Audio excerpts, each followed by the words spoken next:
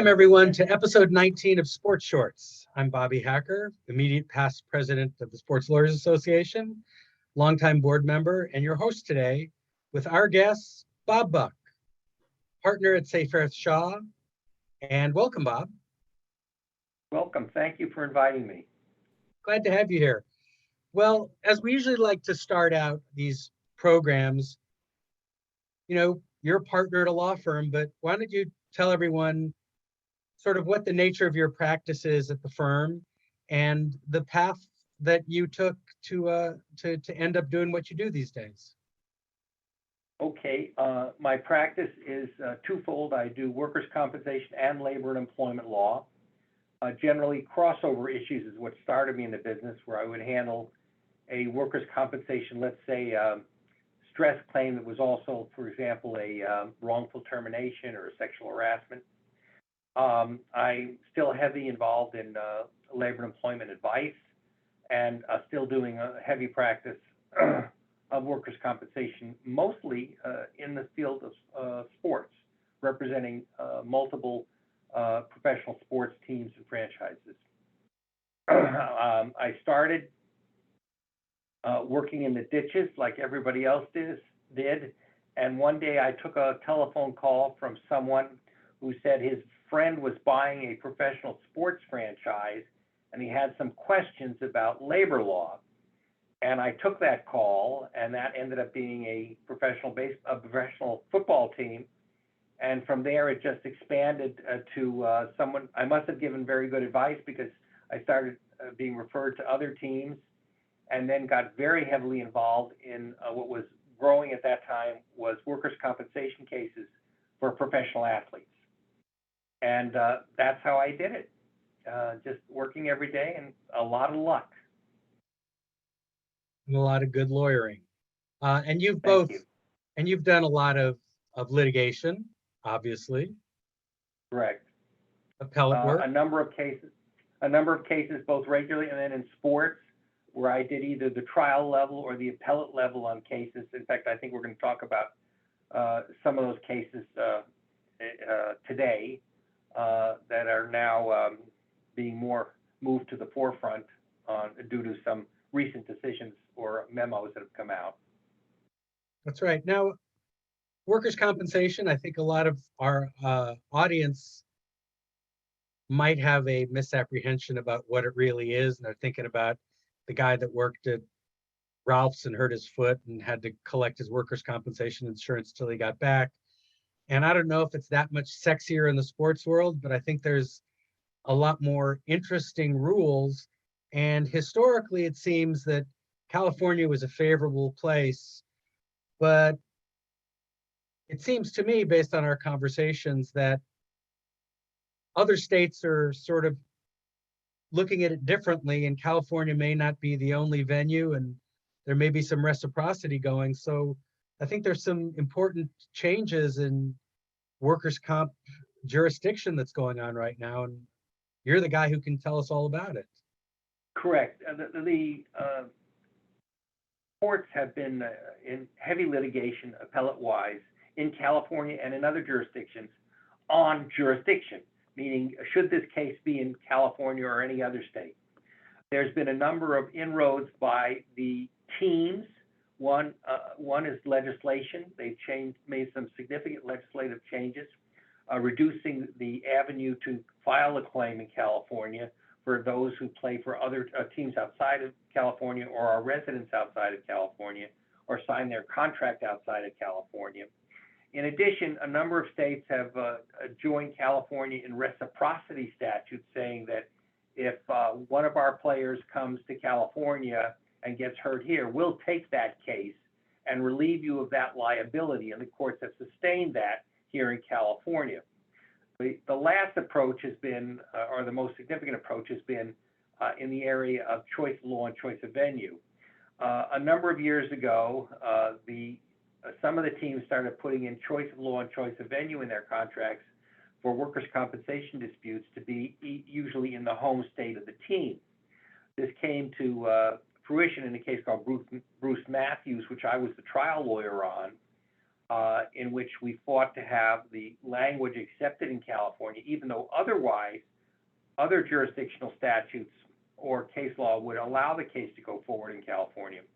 And that case went up to the Ninth Circuit. The Ninth Circuit, after a grievance proceeding, a grievance arbitration, that found that the choice of law and choice of venue did apply to a player, and he had to comply with it, even though state law may say something else.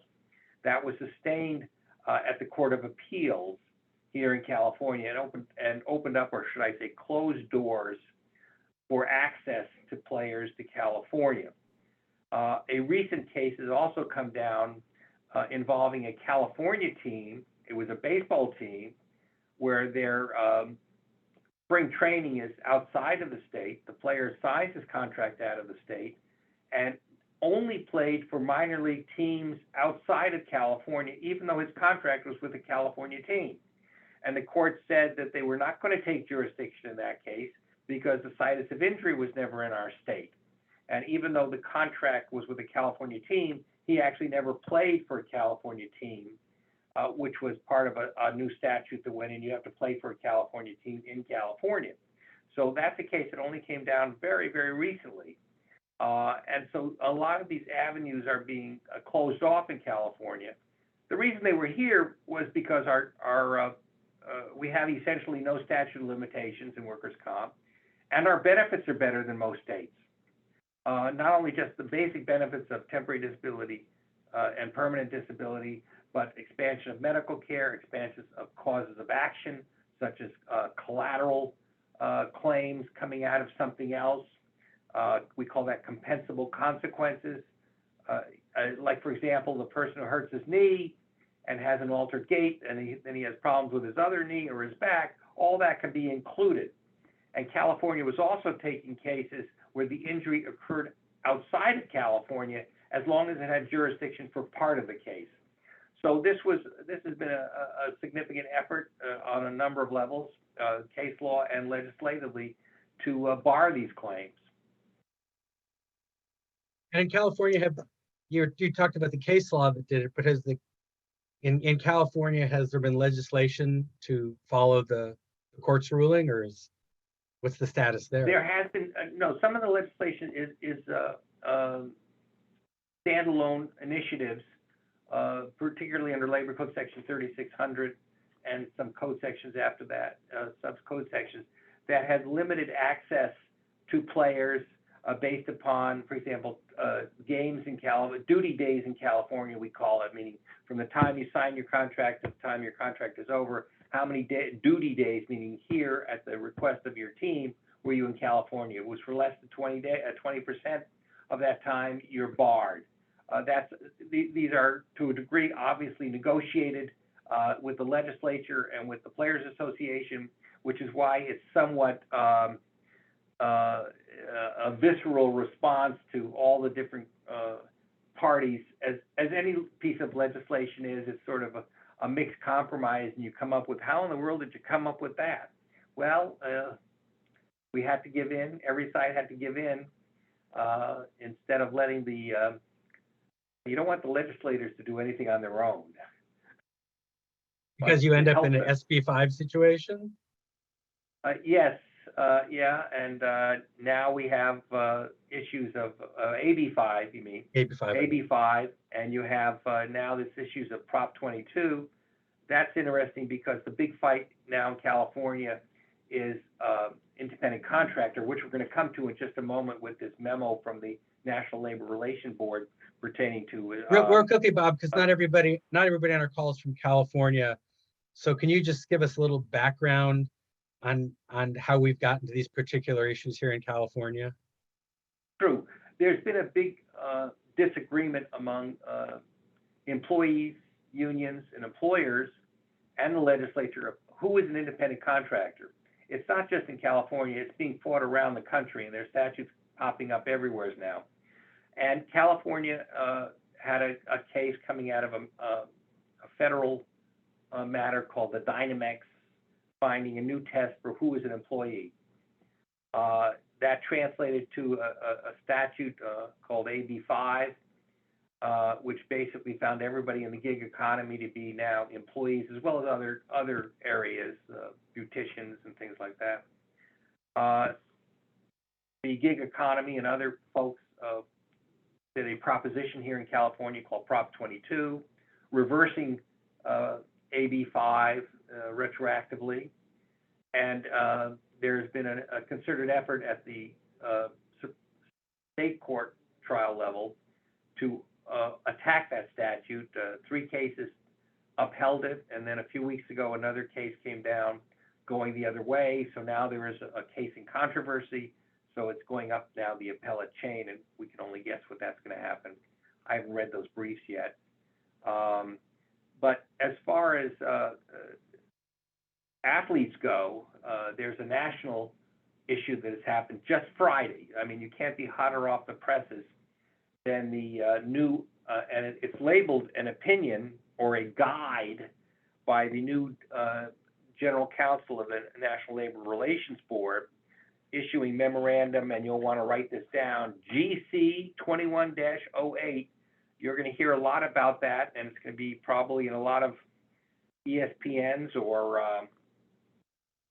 litigation, in which she is defining now, in her opinion, that student athletes, by the way, she is does not want the word student athlete used. She feels it creates to deprive individuals of workplace protection.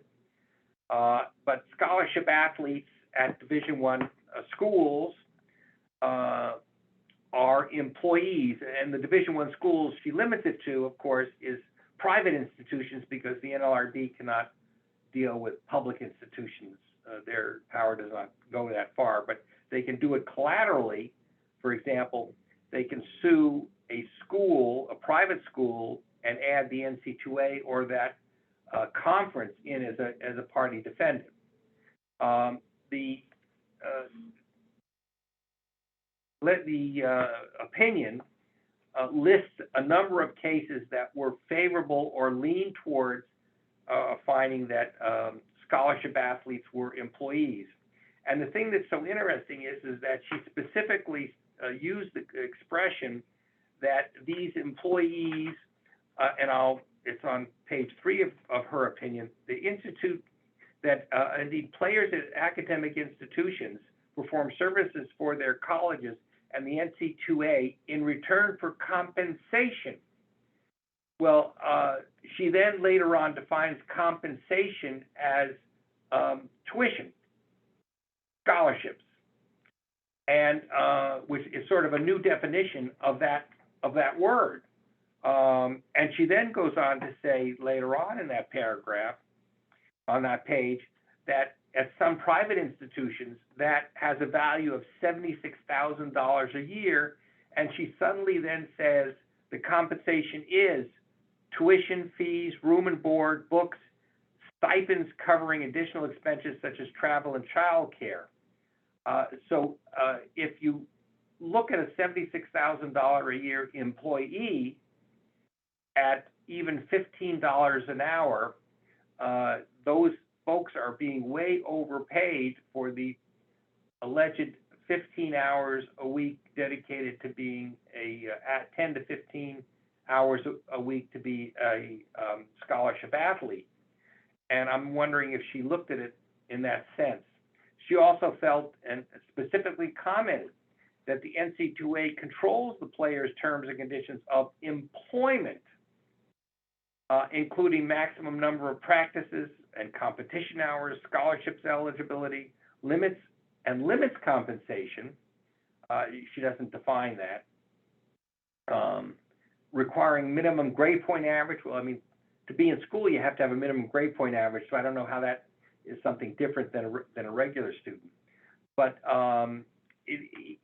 essentially saying that in the end, as she outlines her position, remembering this is a memorandum of her intent, even though she talks about it as a guideline, that she will be looking for a case to file a complaint against by the NLRB, and then presenting it to the full board of the NLRB to hope that they pick pick up the case and litigate it. I thought I lost you there for a moment.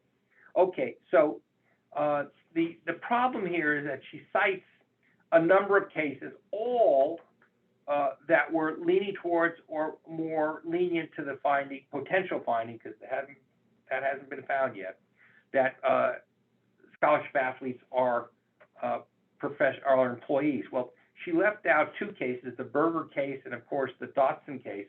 We were in the Dotson case. That was a case involving a USC player who who was a scholarship athlete at Division I football, and contended that he was actually an employee and was bringing wage and hour and classification complaints, saying that he was misclassified as an athlete and he should have been classified as an employee. Well, that case for our firm went all the way to the Ninth Circuit just last year, and the Ninth Circuit agreed with our position based upon California law and some other statutes and rulings and interpretations that the scholarship athletes are not, as in this case at a private university, are not employees. Well, this memo goes the other way. She's saying that scholarship athletes at private universities should be classified as employees. And she commented in a very unique way that the players have been doing collective actions now for the last 2 years and are ready for this finding. And I'm not saying what the right answer or the wrong answer is. I'm saying I have criticism of how she couched it. She's talking about the collective action skyrocketed by athletes, scholarship athletes, in response to the murder of George Floyd. Well, my God, everybody was horrified by that event and expressed their opinion. So the fact that it was also athletes who did that, that's fine too. And the next thing is that she talked about the athletes expressing their desire collectively as a showing that they really are wanting to get to be unionized. They expressed their desire to play the 2020 season despite the ongoing pandemic. Well, I'm not sure if that will be a collective action to be an employee. It's being a collective action to want to play and show off their skills. So I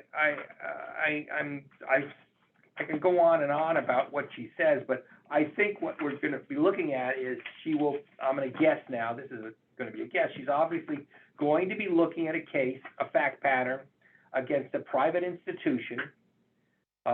She can't name a public institution, but can name, for example, the conference or the NC2A, which is exactly what happened in the Dawson case. They named the NC2A and the Pac-12. They didn't name the school, and they lost. She doesn't mention that here, which I thought was disturbing. And I don't think it was, there was obviously the new GC coming in with the new administration is coming in with an agenda. All politicians come in with agenda. I can't fret against her for that. I just think if it would have been more fair if she had said, by the way, there are a bunch of cases that went the other way of what I'm suggesting we use as a guideline. She never mentions that. And the two citations she gives to show the desire of scholarship athletes to unite, citing George Floyd and the desire to play football over the pandemic, I'm not sure if those are going to sell to a judge, at least in my opinion. I'm not a judge. But I think it leaves itself as a funny way of presenting the reasons to show their desire to be unionized and such. So this can come to the court or to her either by a band of scholarship athletes trying to unionize. That's one. That's one that would probably be the easiest one for the NLRA to pick up on it and use as a tool.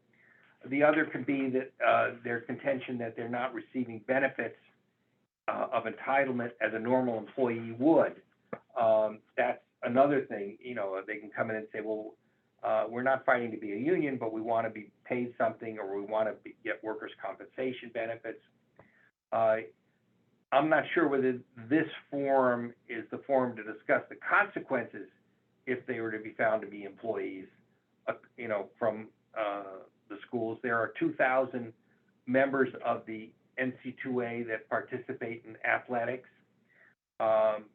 Under 50 of those have any kind of profit in any one sport. They may have it in basketball, they may have it in football, some have it in both.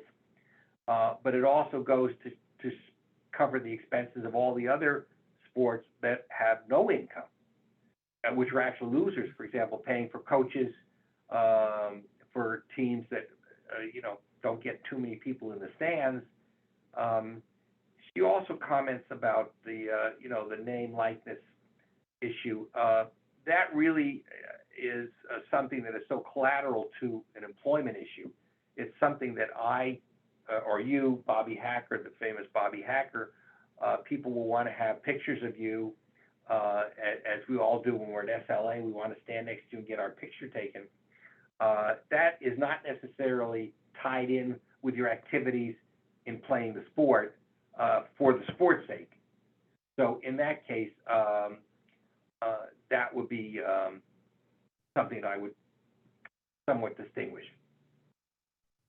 Yeah, I think that it's really interesting because, several years ago we had the Northwestern case, which was the first time the issue was raised. And at that time they said, no, you don't have the right to bargain. You're not an employee. You can't bargain. Right. So it seems now you have a new person at the NLRB who's coming in and basically reaching out and saying, bring me a case. I'm going to give I want to go in another direction. Have you seen that before? With that kind of a sea change within the NLRB? Oh, don't forget, it's they're political animals by appointment. And just like if you vote for a Democrat or a Republican or an independent, you're going to get a different point of view at that position, whatever that position may be. The Northwestern case, which declined to exercise jurisdiction over scholarship football players, simply stated that's what it did, should not be interpreted beyond what she may be, the GC may be interpreting it. To me, it's the pendulum of our society. I mean, we would hope, which we haven't been seeing. Now I'm going to editorialize for a moment. We would hope, Bobby, that our government employees at the legislative level would be able to meet and confer and reach common ground on stuff.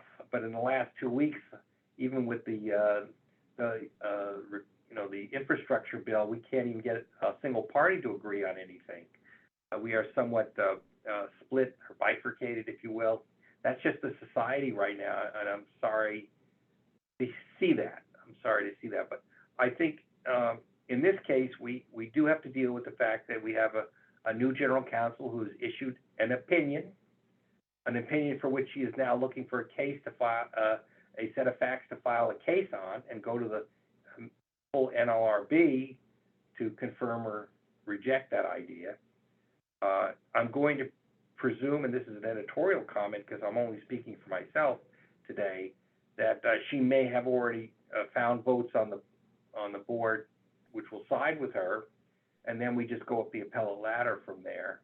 So for those that aren't labor lawyers, which I would say is probably a fair number of our membership, what is the process once you get a decision from the NLRB? How does the appellate process work from there? Well, it's just like anything else. You go up, into the federal system, and you go up the district court or the circuit court, and then you end up wherever you end up. There are collateral ways of attacking a decision, but that's sort of there are collateral ways, but that's more technical stuff. So I'm not gonna. I don't want to say something and have all the labor lawyers on and say, "Oh, don't do it that way, Bob," because oh my gosh, I want to have friends in this organization. You mentioned, I think you said in that opinion, there was some linkage where she referenced NIL legislation as Oh, yes. part of her She argument. used that as an example to say, look, the courts have now moved to recognize these student athletes and their rights. I'm not disagreeing with that, but that was like an actor who, has someone take his picture. It has nothing to do with him getting a contract. In fact, most actors are independent contractors or loan-out companies, as we use here in California. And so she talks about that the Supreme Court decision in the NC2 announced the suspension of name, image, and likeness rules for players at academic institutions, and contends that this was due, of course, to mounting pressure and state laws throughout the country. Well, in that sense, to a degree, that's a correct statement.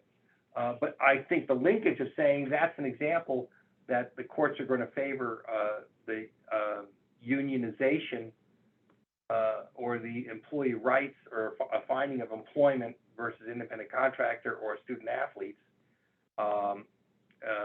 that's a little bit of a leap to get to that next theory, because her contention is, and I want to emphasize, she does not want the word student athlete used. She feels she has some comments here about that's something from heritage, and I know there was a television program on it about 2 weeks ago talking about that. The thing she's going to have to answer is, if $76,000 a year to be a student athlete, which is going to be paid way above minimum wage for someone who's working less than 40 hours, seems like a pretty good deal. Plus the teaching that goes on. Let me ask you this hypothetical for a moment in the last few minutes. Let's say someone is on an academic scholarship. Let's say an engineer. I think you've heard this one from me before. And he's working for a famous professor. And in the course of working for this famous professor, as part of his scholarship, the professor wins the Nobel Prize. Well, does that student have a right to some of the proceeds from the Nobel Prize for the hours he put in while on scholarship to do the work? And also, in many instances, when they're doing that, they are being tutored by that professor to move on in their desired career or academic career. And I'm just thinking about, the professor helping them with their own personal studies, reviewing their paperwork, reviewing their theses or master's degrees, whatever you want to call it, whatever applies. How many benefits, I'm just not sure. Does that mean the tuba player who's on scholarship and plays in halftime is now entitled to a wage?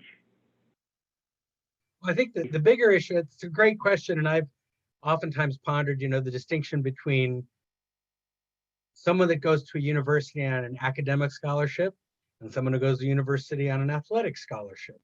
They're both students. There shouldn't be different rules for them. They're getting scholarships, but historically in athletics, there's been different rules with regards to the time, outside earnings, et cetera, et cetera, et cetera. You now have the addition of name, image, and likeness legislation that's popping up all over the country. You have no national plan, but now you have so you're getting these other rights to the student athlete because they're known better than the engineering student on scholarship.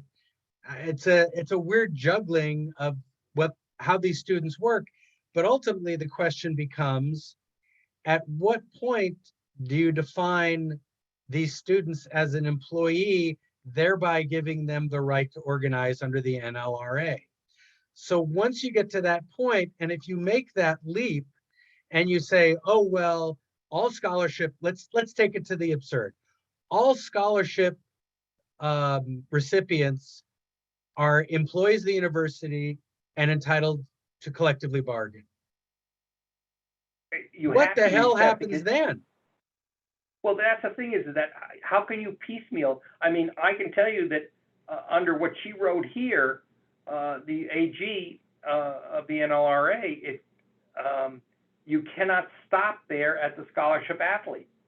You have to say anyone who's receiving an athletic, a scholarship from the school to engage in their learning experience, their training experience, their exposure to the great minds that they're going to be with, or either a great mind who's a football coach or a great mind who's a mathematician or an engineer, to be around that so that their career will grow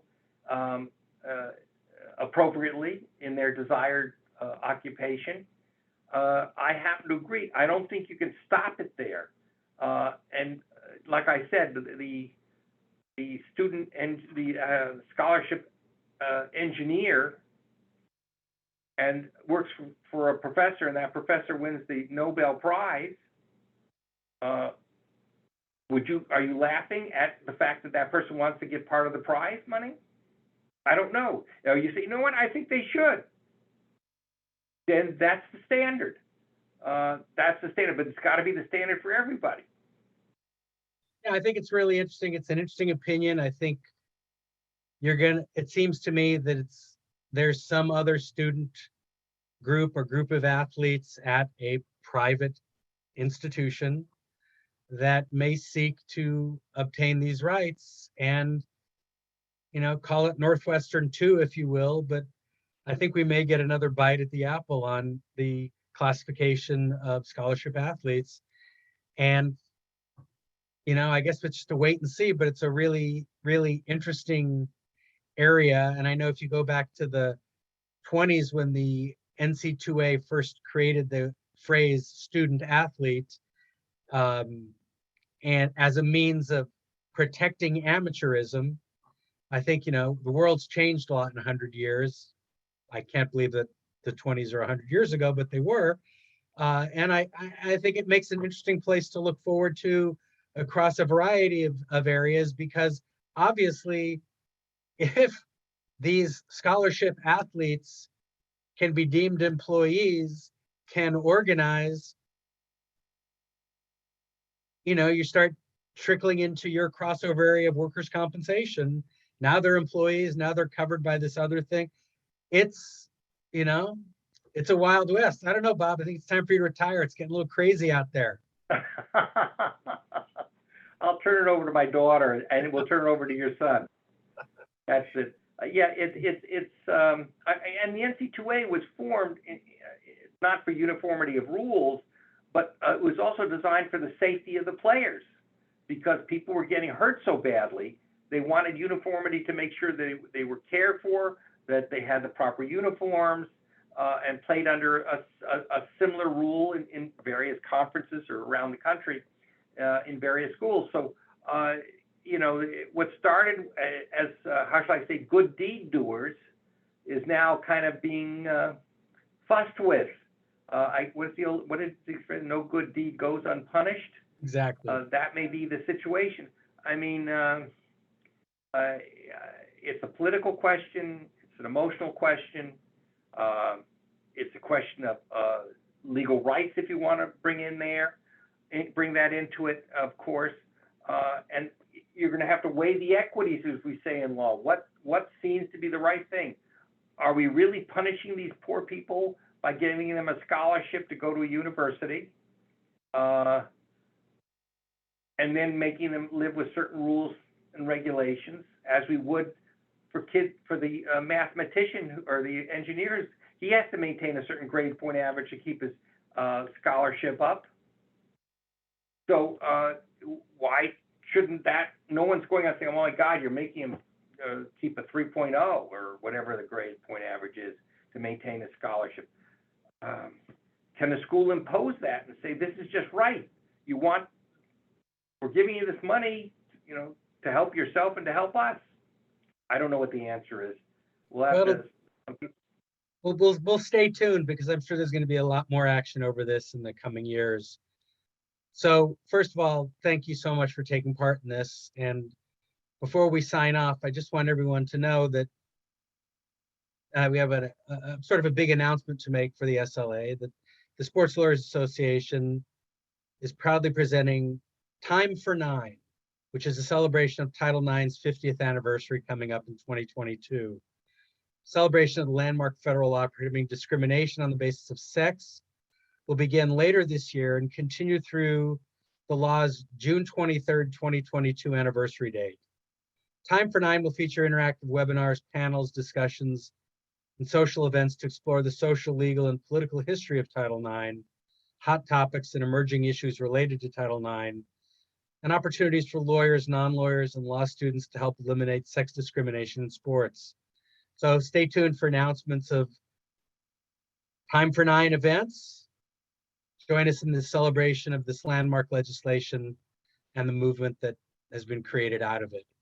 And that's a lot of what's going to be going on in our programming in the year ahead. And Bob, I'm sure there'll be more to talk about in terms of labor and employment issues, name, image, and likeness issues, and a variety of other things facing both professional and college sports.